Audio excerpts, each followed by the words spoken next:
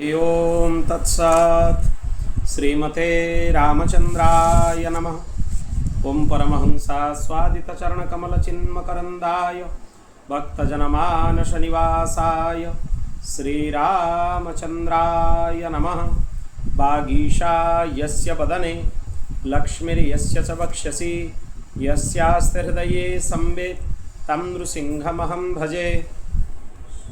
विश्वसर्ग विसर्गादि नवलक्षण लक्षितं श्रीकृष्णख्यं परं धामं जगद्धाम नमामि तत्। ओम नमः शिवाय संताय कारणत्रय हेतवे निवेदयामि च आत्मानं तुंगते परमेश्वर।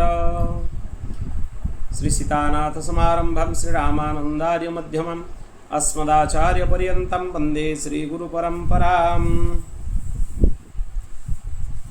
श्री सांब सदाशिव भगवान की, श्री चंद्रमौलीश्वर भगवान की, अनंत कोटि ब्रह्मांड नायक परात्पर अखिलेश्वर भगवान सांब सदाशिवंकर महती कृपा करुणारू आज आम शिव महापुराण कथार प्राय दशम दिवसर कथार प्रवेश करवा। विगत पर्याय किछि दिन स्वास्थ्यगत असुस्थता एवं अति अनिर्वार्य कृत्यपाई आम आलोचना मझे किछि दिन करि पारि नथिलु। पुनश्च एटू कथार क्रम प्रारंभ होला। यद्यपि श्रावण पूर्ण हो जाए तथापि ये क्रम को आम पूरा करवा। शिव पुराण पूरा कथा संपूर्ण पूरा करवा विस्तार रे। तापरे आमर महाभारतर जो क्रम चलती से क्रम को पूरा करा से चतुर्मास पूरा हेले भी पूरा करा। आम शुणुलु ब्रह्मा नारद संवाद रे शिवंकर चरित्र आलोचना होता। ब्रह्मा कहले नारद पूर्वकल्परे मोर मानस पुत्र पुलस्त्य ऋषिंकर पुत्र होते विश्रवा। ब्रह्मांकर पुत्र हेले पुलस्त्य, पुलस्त्यंकर पुत्र हेले विश्रवा। तांकर पुत्र वैश्रवण हेले। से वैश्रवण बहुत कठोर तपस्या करके भगवान शिव को प्रसन्न कले। जेतेबेले से कल्प समाप्त हैला मेघवाहन कल्प तापरे आरंभ हैला। सब बहुत कल्प थाए। सेथिरे यज्ञदत्तंकर पुत्र शिव भक्तिर आश्रय नहीं कि दीप प्रदान करी भगवान शिव को काशी नगरी को से प्राप्त करी। तांको ना हला कोन? तांको मेघवाहन कल्परे यज्ञदत्तंकर पुत्र बोली तांको कहाइछि। से काम क्रोध तांकर जेतिकी प्रकार विघ्न थिला से विघ्न भी से मुक्त हेले। भगवान शिव को पूजा कले तामाने विकार मुक्ति होबार उपाय हला भगवान शिवंकर शरणागति। भगवान शिवंक चरण रे आश्रय नेले जने विकार मुक्त होई जिवो। सी एते कठोर पूजा भगवान शिवंकर करुले 1000 वर्ष से बीतीगला। खाली अस्थि मात्र थाए शरीर में आउ किछि न थाए। तापरे भगवान शिव आसी कहले वरदान माग। जेतले से नेत्र खोलिकी चाहिले सहस्र सूर्यंकर किरण भलिया चाही पारलेनी। से देखिला बेलू से प्रथम उमा को भगवती पार्वती को दर्शन कले। से भाविले ये सर्वांग सुंदरी किए केते सुंदर देखा जाउचंती। से जेतले तांको आड़ को दृष्टि सुंदरी बोली कहिकी दृष्टि पकेइला क्रूर दृष्टि रे देखिबा को लागिला। तांकर बाँ आखिटा फुटीगला। भगवती उमा साक्षात जगदम्बा जगज्जननी तांको जदि जने सुंदरी बोली भाविकी दृष्टि रे दर्शन करिवो तार दृष्टि ही नष्ट होई जिवो। काना सबु भितरे चित शक्ति चिन्मयी शक्ति हेले भगवती उमा। उमा कहिले स्वामी ये दक्षिण नेत्र रे खाली एबे देखि पारुछि। मोर तपर प्रभाव ताको आपण कहि दियंतु स्वामी। से दक्षिण नेत्र भी नले फुटिकी नष्ट होई जिवो। बाँटा तो गला डाणटा भी फुटी जिवो। शिव सेठु कहिले ये तुमर पुत्र सी क्रूर दृष्टि रे तुमको देखुनी। सी तपो लक्ष्मी बोली तुमको भाविकी तुमर महानता विचार करके दर्शन करुछि। शंकर कहिले हे यज्ञदत्त पुत्र मु तुम ऊपर प्रसन्न। मु तुमको वरदान दउछि तुमे अनेक निधिर अधिपति हबो। निधि माने संपत्ति। यक्ष किन्नर मानकर अधिपति हब, धनर अधिपति हब। ए उमा होचंती तुमर माता। आंकु तुमे प्रणाम कर। जिमती सी उमा चरण रे प्रणाम कले तांकर नेत्र आउथरे पुनश्च फेरी आसिला। एई जो जांकु वैश्रवण बोली कहा जाए यज्ञदत्त पुत्र बोली तापर कल्परे थिले ये ही कुबेर पद को प्राप्त हेले। से विश्रवांकर नंदन कुबेर को वरदान देकी भगवान शिव भाविले विधातांकर अंगरु मोर संपूर्ण स्वरूप प्रकट होईछि किंतु तार पूर्ण प्रलयकर्ता हेली मु निजे। भगवान शिव ही प्रलय करती। से स्वरूप मु कैलास को जीवी, पूर्णांश रुद्र मो हृदय प्रकट हे। शिवंकर भी अनेक रुद्र स्वरूप अनेक अच्छा सदा शिवंकर, सी भी सेवनीय हे, मोठू अभिन्न हे। एक भाविकी शिव डंबुरु बजेवा लगिले। से डंबुरु शब्द शुणिकी ब्रह्मा विष्णु मुनि माने आगम निगम सिद्ध सुर असुर सबू आसिक से पहुँची गले। गणपति से गण मानकर अधिपति, से किए किए उत्पन्न हेले। शंखकर्ण गणप गोटे कोटी,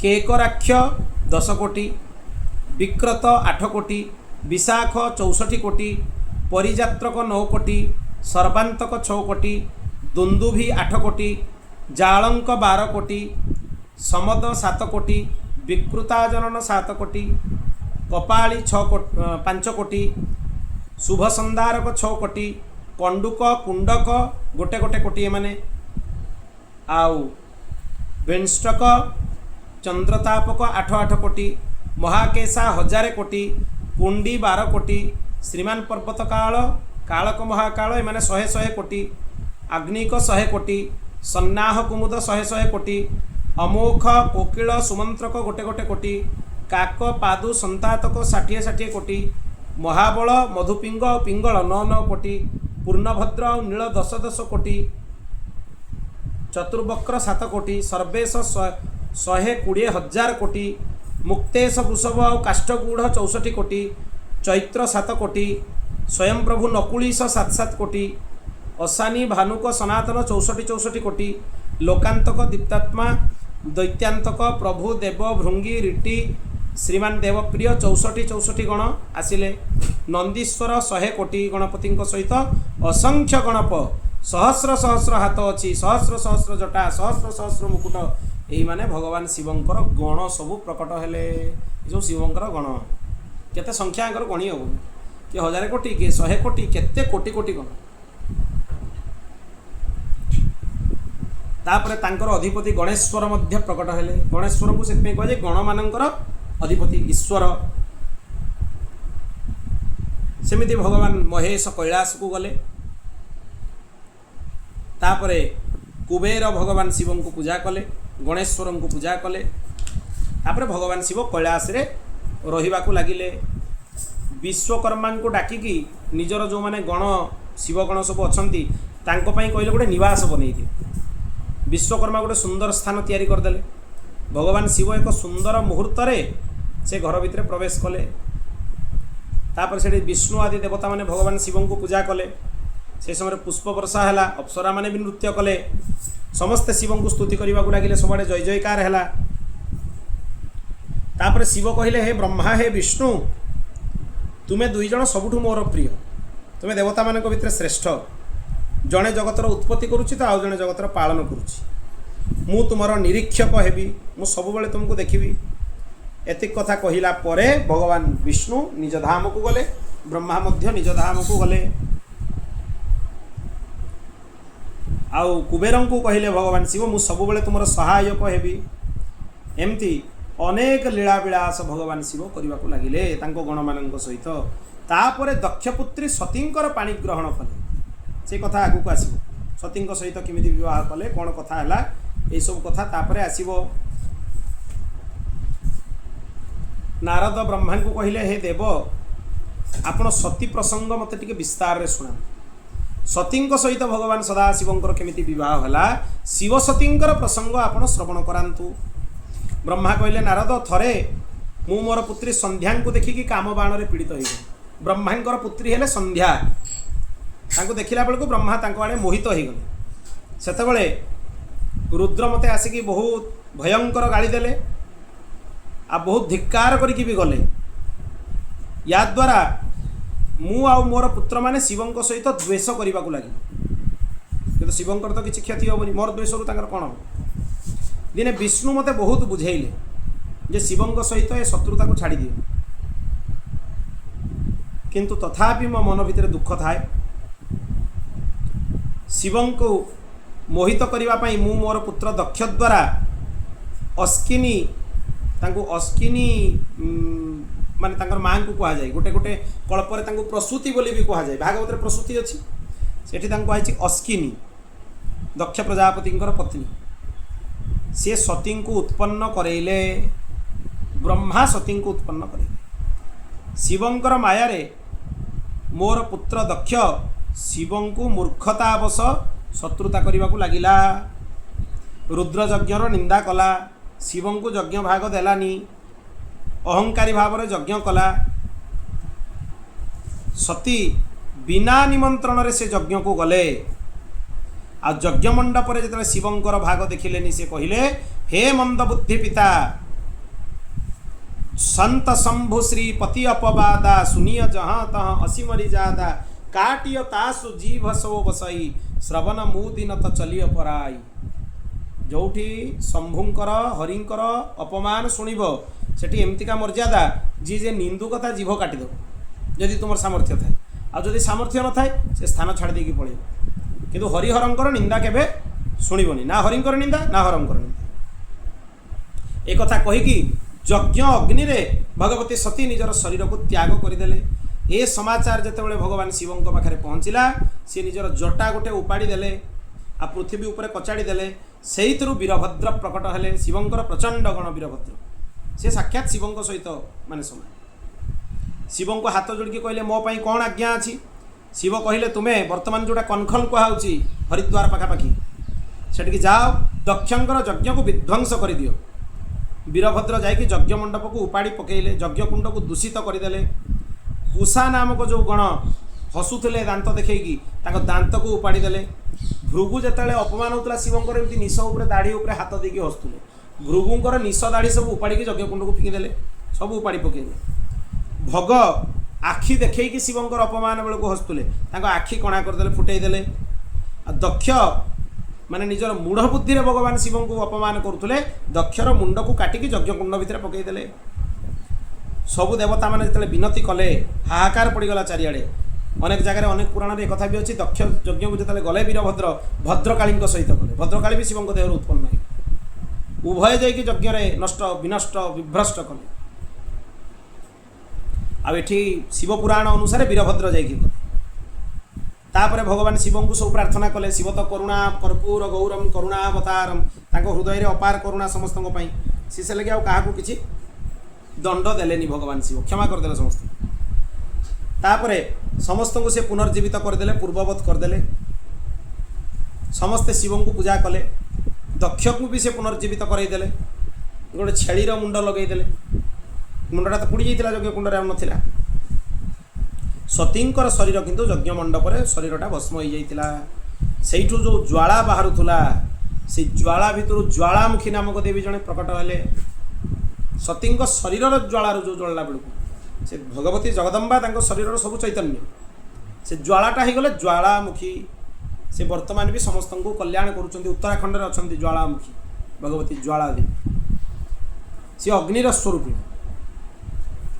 तापरे हिमालयंकर पुत्री रूप में पार्वती रूप से विख्यात हेले पुणी 1000 वर्ष तपस्या करिकि से शिवंकर अर्धांगिनी हेले ये सब कथा आगु को आसुची यही कथा को जे श्रवण करती से सबु पापर मुक्त हुअन्ति नारद कहले ब्रह्मा आपण यही कथा को मते विस्तार रे सुनांतु पार्वती उग्रतप केमिति कले शिवं को केमिति विवाह कले ब्रह्मा कहले एक कथा पूर्वर शिव विष्णु को आ विष्णु मते श्रवण करैथिले मु भगवान विष्णु पाखर जहाँ शुणी तुमको शुणाऊँ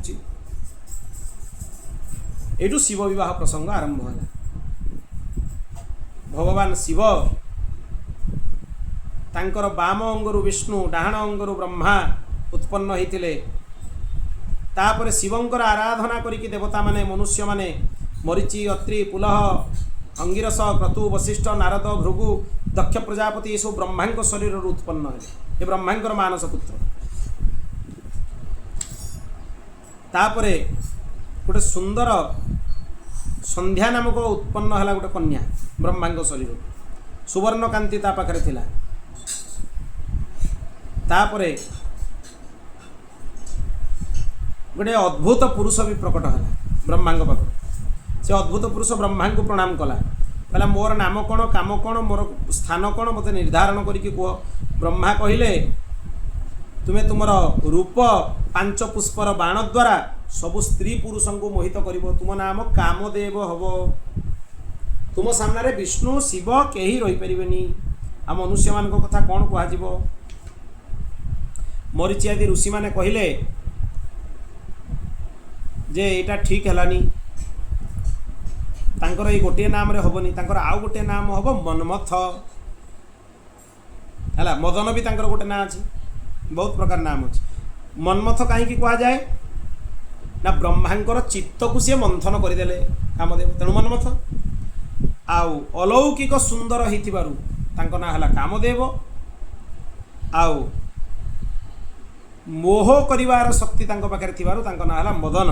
एटा मोह शक्ति ऋषि मान भितर कामदेव भाविया लगिले मोर 5टा काम बाण। कामदेव 5टा बाण रोचन हर्षण मोहन शोषण मारण। मु आगे ब्रह्मा मते देले दायित्व मुझे प्रथम मोर विद्यार परीक्षा क्या करी ब्रह्मा करी। कामदेव मने मने चिंता कले सेठू से निजर प्रभाव आरंभ करदे। जमती आरंभ है प्रभाव सुगंधित सुंदर सुंदर पवन बहिला ये सब कामाकर्षक स्थिति। ब्रह्मा कहले नारद सबु ऋषि मान सामने मु आ ऋषिगण सबु काम वशीभूत हो गले। मो शरीर 49 प्रकार भाव उत्पन्न है। संध्या से सब भाव मानकर दीप्ति को बढ़ाई देले। तेणु मो मने मने आसिला मु संध्या को आड़ को आकर्षित हेबी। ब्रह्मा संध्या देवी आड़ को आकर्षित हेले। कि धर्म भगवान शिव को स्तुति कले देव देव महादेव धर्म पालो नमस्तुते सृष्टि स्थिति विनाशानम कर्ता शंभो तमेव हि। आपण सबुर कर्ता हे भगवान शिव सृष्टि स्थिति विनाश आपण सबू करुचंती। आपण समस्त को सद्बुद्धि दियंतु। ब्रह्मा को भी रक्षा करंतु ऋषि मान को भी रक्षा करंतु। समस्त भितर मूढ़ बुद्धि पशिगला काम समस्त चित्त भितर प्रवेश करिगला। शिव प्रकट होगी बहुत हसिले। से ब्रह्मा को कहले जे तुम्हें तुम कन्या को देखिकी भी तुम मन भितर काम भाव उत्पन्न है। ये तो तुम शरीर उत्पन्न भाईंकर पत्नी भौणी पुत्रवधू कन्या ये सबू कन्या सहित समान। एमान को काम भाव देखा उचित नुहे। ब्रह्मा कहले हे नारद संध्या को देखिकी मो मन एते मोहित हो जाइतिला शिवंकर भयरे काम रहीगले। अनेक प्रकार विकार मध्य प्राप्त है। से विकार को छाड़ला बेलू मत लज्जित भी हवाई पड़ा। मो पुओ मैंने भी अच्छा ना ऋषि मैंने सामने अच्छा से जो विकार मो देहर उत्पन्न है 64 प्रकार अग्निस्वत्त आउ 86,000 बहिर्षद पितृगुण से उत्पन्न है। से विकार भितर मैंने उत्पन्न दक्षों शरीर जो स्वेद पड़ा सेठू रति नामक एक सुंदर कन्या उत्पन्न है। से रति को कामदेव विवाह कले। पुलस्त्य अंगिरस तांकर वीर्यरु पितृगण क्रतुंक पाखरु शोभपा पुलस्त्यों पाखरु आज्यपा अंगिरसों पाखरु हविस्मान वशिष्ठों पाखरु सुकालीन आउ सबु दिगरे संसार रे पितृगण कव्यवाट अग्निस्वात्त ए माने सबु उत्पन्न हो गले। ये सब विकार उत्पन्न है। आ शंकर से अंतर्ध्यान हो गले। मु कामदेव को अभिशाप देली जे तू जो दुष्कर्म कलु मोरी उपरे तो विद्यार प्रथम प्रयोग करके देखिलु मत तो अभिशाप दूची तू शिवंक नेत्रर अग्नि रे भस्म हो जलिजु। कामदेव को अभिशाप देदेले ब्रह्मा। कामदेव कहले मु निरपराध मोर कौन दोष। कामदेव कहले विष्णु शिव ये सब तुमर बाण रे वशीभूत हुंतु बोली मते तुमे कहितिलो मु परीक्षा करिविनी मोर विद्याटा काम दूची कि नहीं। ब्रह्मा कहले किंतु तुमर पुत्री सामने मत विकारग्रस्त करके एत अपदस्थ करैलु से मुझे अभिशाप देली। तू शिवंक कोपरे भस्म हबु किंतु पुनश्च शरीर तते प्राप्त हो कामदेव पुनर्जीवित हो। तेणु यही रति तुम सहधर्मिणी हेबे। ब्रह्मा और ऋषि मान मनरे काम वासना पूर्ण करने परे तांको भितर विकार उत्पन्न है। जी प्रकट हवा कथा हो गले संध्या भाविले मोर पिता अनुचित मर्यादार मत देखिले कुदृष्टि तांकर मो उपरे पड़ा ए निंदित शरीर को मु त्याग करदेवी आको जलैकी भस्म करदेवी। जतले ब्रह्मा से तपस्या को जाइए देखिले भयंकर तपस्या जो संध्या चाहते देहटा को जालीदेवे वशिष्ठ को सी दायित्व देकी चंद्रभाग पर्वत उपरकू गले वशिष्ठ सेठी जाइए संध्या को पचारे हे संध्या तुम ये कौन करुच कहीं तपस्या करुच वशिष्ठ कहले हे भद्रे तुम्हें निर्जन स्थान को कहीं आसीच तुम प्रयोजन कौन ब्रह्मा कहते पठेक जाओ बुझ कहीं तपस्या कर संध्या प्रणाम कले वशिष्ठ कहले तुम्हें भगवान शिवंकर भजन कर ओम नमः शंकराय ओम मन इच्छा पूर्ति पाई ए मंत्र को जप कर कहीकि अंतर्ध्यान हो गले सेठू से तपस्या करिकी गोटे चतुर्युगी बितेई देले संध्या ताको तपस्या रे प्रसन्न होगी शिव कहले जे एई रूपरे जो रूपरे तुम मते चिंतन करुच मोर ध्यान करुच मु तुम उपरे अत्यंत प्रसन्न तुम्हें कौन वरदान मागुच माग सेठू संध्या कहले आपन को नमस्कार बारंबार नमस्कार करुच्ची मो उपरे प्रसन्न हुंतु मत आ किसी दरकार नहीं भक्त जो भगवान को उपासना करे मन आपे निष्काम हो जाए शिव कहले निश्चय तुम अभीष्ट पूर्ण हम मु तुम उपरे परम प्रसन्न सेठू संध्या कहले मो उपरे जदि प्रसन्न मते वरदान दियंतु जे कौनसी प्राणी मो पाखरु उत्पन्न न हुंतु मो समान अन्य केही न हुंतु मोर पति भी केही न हुंतु मु कामी भी न हुए कामना मते स्पर्श न करू विकार मते स्पर्श न करू सेठू से कौन कली चंद्रभागा नदी रे मेधातिथि ऋषि यज्ञ करुले से मेधातिथिंकर पुत्री होगी जन्म हेबे तांको भगवान शिव वरदान देले से कहले जी तुमको पत्नी रूप में मागिया चाहिए तारी चिंतन करके तुम्हें अग्नि रे शरीर छाड़ीदेव चतुर्युगी बीतला पर भी तुम्हें घोर तप कर सेतेबेले दक्ष त्रेतार प्रथम भागरे उत्पन्न हेबे तांकर बाहागर हम दक्षकर 27 कन्या चंद्रमा को देवे चंद्रमांकर सबुठ प्रिय हूँ रोहिणी चंद्रमांकर ये जो कृत्य अन्य मान सहित भल संपर्क ना कि रोहिणी को से बहुत भल पाते से दक्ष रागिकी चंद्रमा को साप देवे मोर 27 झील को तुम्हें बहुत कर जन को प्राधान्य दौच बाकी मान को प्राधान्य दौन एक भल नुहे सी अभिशाप देले आ सी अभिशाप मुक्त होगापाई चंद्रभागा नदी उत्पन्न हेले सेठी मेधातिथि रही था माने तांकर यज्ञ करुता एक कथा कहीकि शिव अंतर्ध्यान हेले जे तुम्हें तुम इच्छा को पूर्ण कर शरीर किंतु नष्ट शिवों कथा अनुसार सी चिंतन करी करी यज्ञ कुंड भितर पड़गले शरीर तांकर भस्म हो गला सूर्यमंडल भितर प्रवेश कले सर्वत्र दर्शन कला परे भगवान शिवों पाखरे तांकर शरीर निमग्न हो गला तापरे से कन्या रूप में मेधातिथिंकर गोदरे माने तांकर कोलरे पहुँचले जाइकी तांकर नाँ रखागला अरुंधति तांकर पालन पोषण करके बड़ करागला तापरे सी वशिष्ठ सहित विवाह कले आ तांकर पुत्र हेले शक्ति वशिष्ठर पुत्र किए शक्ति आ वशिष्ठर पत्नी किए अरुंधति यही हेले अरुंधति यही संध्या थर देह त्याग करी पुनश्च मेधातिथि जन्म होगी सी हेले अरुंधति अरुंधति बहुत महिमा अनेक महिमा शास्त्र रे बहुत कथा अरुंधति विषय रे आसे तापरे आगामी पर्याय रे आमे सुनिबा कामदेवंकर उपाख्यान दक्ष केमिति अभिशाप देवे दक्षंकर विस्तार रे कथा